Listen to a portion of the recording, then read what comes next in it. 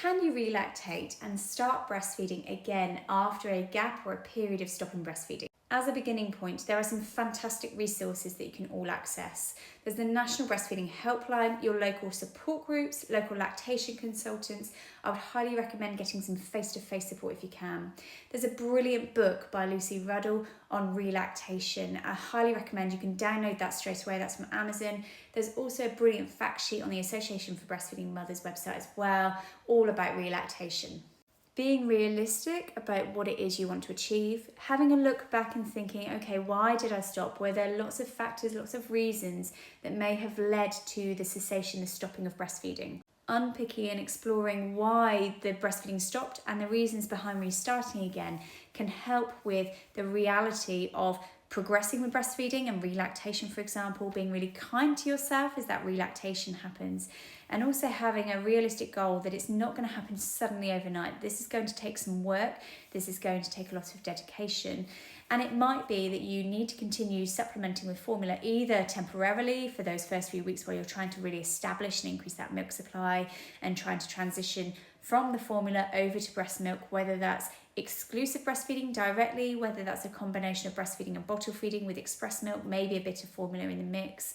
And most importantly, it's about being really kind to yourself in that time and thinking that every breast milk feed has those benefits for both you and your baby. However that's given, however that's sourced, however you are doing that, it can be in combination with formula, and that's absolutely fine. It does depend though on what your goal is overall, but face-to-face support is the biggest thing that I can recommend alongside time and patience. So as a starting point, shut the world off for a few days. Go back to real basics at home, skin to skin, just doing some really nice getting to know your baby in the living room in front of the TV, some skin to skin, just the two of you, letting them explore, letting them do that breast crawl to be able to get up and hopefully latch and attach. Again, if you've got some face-to-face support who can come to your house and do a home visit, even better. Breast milk supply works on the demand and supply cycle. So the more that you can put your baby to the breast and do the skin-to-skin contact, the more you can sniff the top of their heads. And for relactation, a pump is a must-have essential. So the pump will help to really induce lactation again and stimulate that milk supply back in.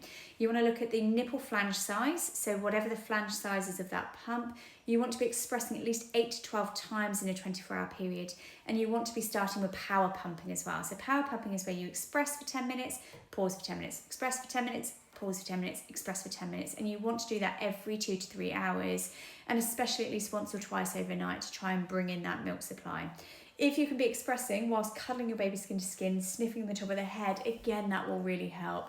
Or similarly, if your baby does latch at the breast, which will be amazing if that's the case, is to breastfeed and express at the same time, and that will really bring that milk supply in. And this is where you're probably going to need to top up after each feed just to make sure that your baby's getting enough to begin with. Or alternatively, if you've sought out specialist lactation consultant advice, sometimes they can provide SNS devices for you, and that's where there's like a little tube that comes from a like a feeding syringe, for example, or a bottle, for example, and it goes down onto your breast. It sticks to your nipple, and whilst your baby is sucking and stimulating the breast, they are also getting a little bit of formula or express milk from that syringe or that bottle.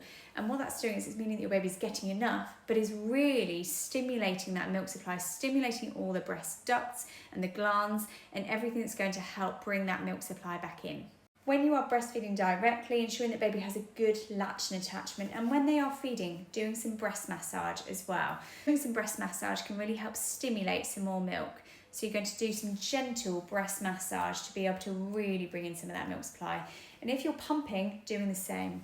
Warm compresses can also help with the milk letdown, and the more relaxed you can be, and I know that's easy for me to say, particularly in a relactation setting, but the more relaxed you can be, if you think about setting yourself up with snacks, things to watch on TV, that time, that patience, thinking we're just going to take this one feed at a time, one day at a time, it's going to hopefully really boost your oxytocin levels. That oxytocin will also help with the prolactin, which helps to increase your milk supply too. And I'm just going to give you a little story of someone that I looked after in my student health visiting training. And she didn't breastfeed at all at birth. She gave formula from birth. That was her choice. She never knew the benefits of breastfeeding, interestingly, and was never told about any of them. And it was just through her searching through social media one day that she found some of the benefits, and she suddenly went, oh, I didn't realise that about breast milk. I thought fed was best. And so that's part of the reason why she chose to use formula, for example.